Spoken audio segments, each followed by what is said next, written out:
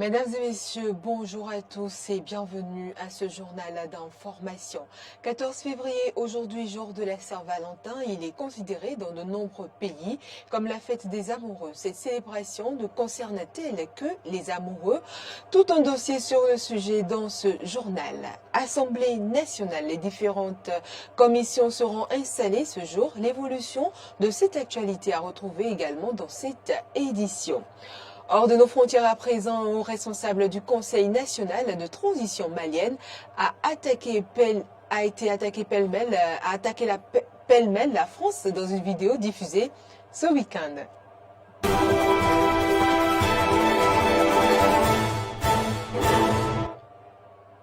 À nouveau, bonjour et merci de nous accorder votre aimable attention. La Saint-Valentin est célébrée un peu partout dans le monde ce mardi 14 février. Quoique les avis soient divergents quant à la célébration de la fête, elle a lieu quand même chaque année. Quelles sont les véritables significations de la Saint-Valentin? Quelle est son origine? Suivez cet élément de grâce à Valipé et de Jean-Baptiste Bocco. Je l'ai déjà prévu un cadeau pour le jour et puis très tôt le matin, je dois lui laisser un message. La Saint-Valentin tire ses origines réelles au XIVe siècle dans la Grande-Bretagne. Plusieurs significations sont collées à cette date. La première, l'histoire raconte qu'au Moyen-Âge, plusieurs carnavals, notamment amoureux, prennent place au mois de février. Le carnaval est une inversion de l'ordre social. Un rituel de célébration, un jour de fête où tout est possible. Les carnavals amoureux sont alors des fêtes autour de l'os, qui a une symbolique extrêmement sexuelle. Les hommes se déguisent en ours, attrapent des femmes et les entraînent dans leur antre, où se déroulent de nombreux viols. Il s'agissait d'une pratique violente et sexiste, mais à l'époque très répandue et impunie. Il faut attendre le XVe siècle pour que la Saint-Valentin prenne un tournant poétique et verse dans l'amour courtois. Il s'agit d'une domestication de ces rituels violents qui va les adoucir. Ce tournant poétique est initié en France, puis gagne l'Angleterre, l'Afrique également, où se développe une tradition de poèmes et de dessins d'amour, puis de cartes. L'autre interprétation de la fête qui ne nous semble pas moins intéressante est celle qui stipule que 3 différents saints nommés Valentin, tous les 3 martyrs, sont fêtés le 14 février. Et c'est par décret du pape Gélaste Ier en 1595 que leur fête a été fixée pour leur témoigner de l'amour et de la reconnaissance. Et selon l'histoire, c'est Charles d'Orléans qui aurait choisi l'un de ces saints Valentins martyrs comme le patron des amoureux en considération des critères que nous ne connaissons forcément pas. Restée vivace dans le monde anglo-saxon comme Halloween, cette fête s'est ensuite répandue à travers le continent européen à une époque récente, puis en Afrique aussi. On vend des articles de la Saint-Valentin, comme des coffrets de chocolat, les nounous, les habits hommes et dames, les bouquets de fleurs. Ils viennent, pas que les amoureux, il y a les gens qui viennent acheter pour leurs soeurs, pour leurs frères, et les amoureux aussi viennent. Par exemple, ici, il y a des nounous de 2000, des coffrets de chocolat à partir de 1000 francs, 1500, c'est déjà bon. Même il y a des parfums de 1000 francs aussi, des débardeurs calcifs hommes en coton à moins de coût. Des gadgets à moindre coût et à prix élevé également. Et les amoureux y misent gros pour démontrer leur amour à leur partenaire. En revanche, d'autres n'y trouvent aucun intérêt. Bon, la Saint-Valentin, je ne fête pas la Saint-Valentin. Bon, Valentin, c'est quoi? Bon. Je ne fête pas la Saint-Valentin. Je n'ai pas le temps. Et en plus, je ne trouve aucune importance à cette célébration. Avec ma chérie, c'est au téléphone on converse souvent. Je n'ai pas le temps.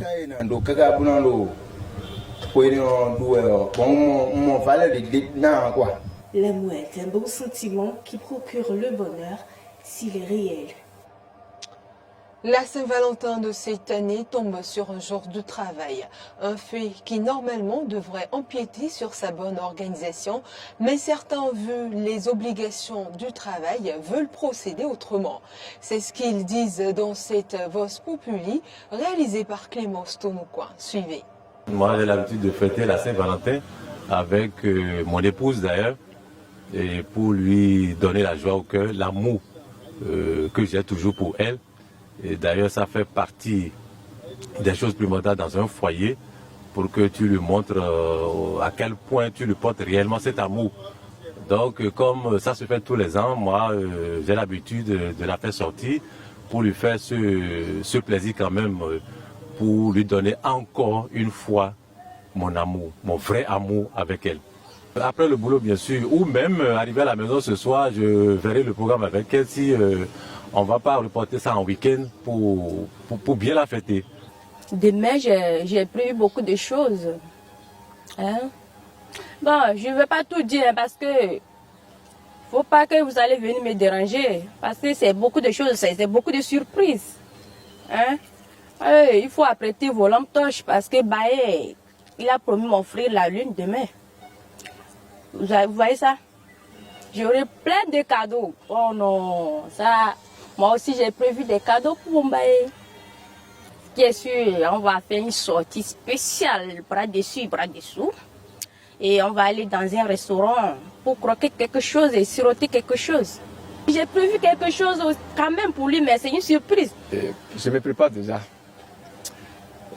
Pour ne pas mentir, j'ai anticipé déjà aussi ce matin. Les cadeaux à offrir à mon amoureuse, c'est déjà à côté. Je me prépare aussi pour une sortie personnelle avec mon amoureuse. Après le boulot demain, c'est dans la soirée, on va essayer de s'embrasser comme le dit-on. Je suis en train de voir si, parce que ma famille n'est pas là, ma famille est au Nigeria. Donc je suis en train de voir d'ici le soir si je pourrais descendre pour fêter avec ma famille. Je suis en train de voir si je pourrais surprendre ma famille avec un dîner entre nous. Donc, ma femme elle vient d'avoir un bébé, une fille. Donc elle est toujours en état de récupération, si je pourrais le dire. Donc ce serait une surprise chouette pour elle si je descendais et que je nous amenais à un dîner ensemble. Je vais aussi penser à un cadeau. Ma femme aime le popcorn. Elle aime le popcorn. En matière d'objets, je ne sais pas encore. Peut-être une paire de chaussures, pardon, ou de tissu, je ne sais pas encore. Mais je suis sûr qu'elle aime le popcorn et la glace. Autre grande actualité dans ce journal, après l'élection des membres du bureau dimanche dernier, les 109 députés de la 9e législature sont attendus au Parlement aujourd'hui. Les commissions ainsi que les organes techniques de l'institution parlementaire sont au nombre de 5. Eh bien, il s'agit de la commission de loi, de l'administration et des droits de l'homme, de la commission des finances et des échanges, de la commission du plan, de l'équipement et de la production, la commission de l'éducation, de la culture, de l'emploi et des affaires sociales et la commission des relations extérieures, de la coopération au développement, de la défense et de la sécurité. La représentation nationale va également procéder ce même jour à la constitution des groupes parlementaires. Restons toujours dans l'actualité de l'installation de la 9e législature. Avant et pendant que se déroulait au sein de l'hémicycle la cérémonie d'investiture dimanche dernier, certains faits se sont produits sur l'esplanade de l'institution et ailleurs. Nous en avons fait un élément. Suivez. Ave Maria, Ave Maria, Mirido Panuna Maria. Dimanche, c'est à l'Assemblée nationale que la messe de l'installation des 109 députés de la 9e législature a été dite. Sur l'esplanade tôt ce dimanche, des véhicules de toutes marques défilaient avec à bord les tout nouveaux élus. Parents et amis enthousiastes les attendaient pour les congratuler. Sur la cour de l'hémicycle trônait cette bâche climatisée qui a accueilli les suppléants des 109 titulaires qui siègent pour 3 ans. Parmi les suppléants, Jeanne Assoclé, alias Fouka Fouka. Les suppléantes ne venaient pas à l'Assemblée nationale lors des installations. Seuls les titulaires étaient présents. C'est Patrice Talon qui a décidé de la présence des suppléantes à l'Assemblée nationale.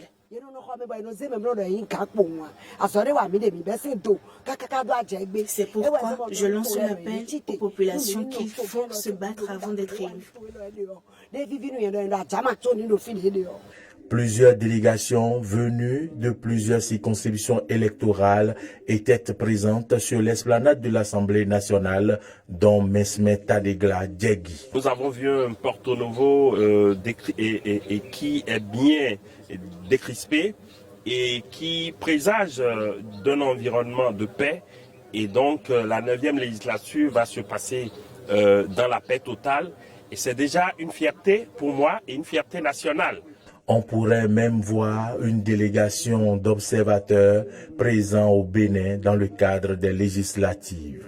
Personne ne voulait se faire compter l'événement. Un peu plus loin, ces femmes assises à même le sol sont venues soutenir l'élu du peuple, Armand Gansé. Le choix du dimanche pour l'installation de la 9e législature n'était pas un hasard, car parmi les 109 députés figure la présidente du groupe Légion de Marie, accompagnée par ses femmes. Ave Maria, Ave Maria, Mini Dopanuna Maria, Eze présidente Mitondaga, Mihoroponi,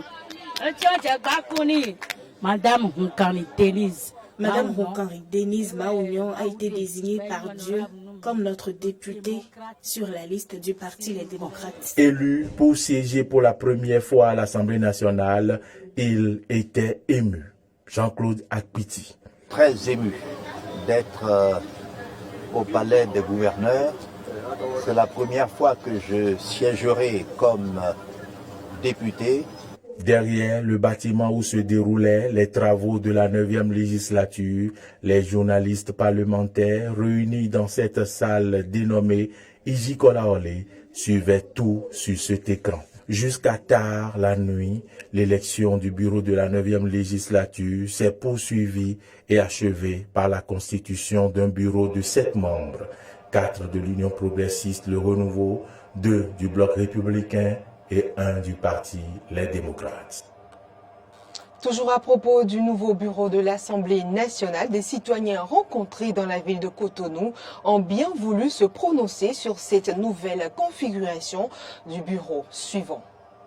Il faisait partie des quadors, des 4 prétendants quoi. Mais c'était le président Djogbenou qui était favori. Mais avec sa démission, le chemin est balisé pour lui Djogbenou.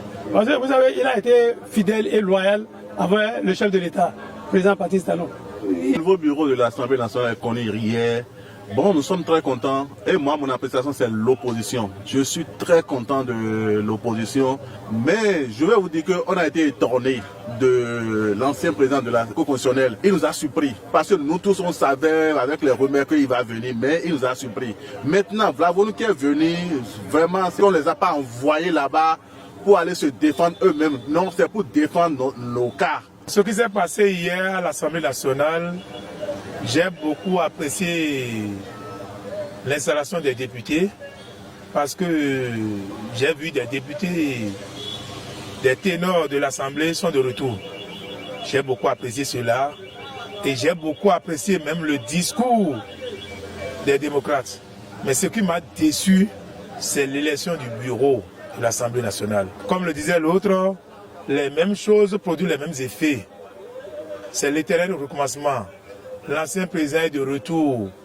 Je pense que les mêmes effets vont encore continuer. C'est ça le dégoût. Et de 2, nous avons 109 députés. Et sur les 109, nous avons 3 partis représentés à l'Assemblée. Et la loi dit que tous les partis doivent être représentés dans le bureau. La loi n'a jamais dit de donner un à quelqu'un. Mais sur les 109, quelqu'un a 53. Mais d'office, celui qui a 53, on sait qu'il a 3. Mais les 2 autres ont 28. Mais ils vont partager 2-2. Mais ce n'est pas le cas. Comme c'est nous qui sommes là, il faut tout amasser. Raison pour laquelle on a donné un à l'autre. Pour la paix, la cohésion, normalement on doit le donner à 2. Je vais demander à ces derniers, aux démocrates, d'aller à l'école de l'Argentine. Puisque lors de la Coupe du Monde, nous avons vu au match d'ouverture, nous avons vu l'Argentine qui a été battue par l'Arabie Saoudite. Mais finalement, c'est l'Argentine qui a remporté la Coupe. Ce que moi j'ai vu hier, bon, seul Dieu qui peut témoigner ce qui s'est passé hier. On a 3 partis politiques. Il y a l'UPR, on a le Bloc républicain, les démocrates. D'accord? Hier, on a dit on va faire un bureau de 7. Maintenant, il y a UPR qui a remporté 4 sièges. Et puis, au niveau de BR, 2. Et puis, la démocrate, une seule pousse. On dit toujours quelque chose. C'est la majorité qui donne. C'est ce que moi j'ai vu hier. Ils vont gérer. Et je sais que ça va aller. Et dire aux populations de laisser tout ce qui se passe dans la main de Tout-Puissant. On ne peut rien dire, seul Dieu. L'information hors de nos frontières à présent, Amadou Albert Maïga, haut responsable du Conseil national de transition, l'organe législatif de la transition malienne, a diffusé une vidéo pendant le week-end dans laquelle il annonce une guerre à venir entre les forces maliennes et les groupes armés signataires qui ont fermement condamné ces propos. Dans sa vidéo enregistrée en français et en bambara, ce responsable du CNT attaque pêle-mêle la France, les groupes armés signataires de l'accord de paix et les groupes djihadistes accusés de partager une stratégie commune. Ainsi se referme cette édition, mesdames et messieurs. Merci de nous avoir suivis. L'information se poursuit sur nos différentes plateformes YouTube, Facebook et Twitter et sur notre site internet à www.benin-eden.tv.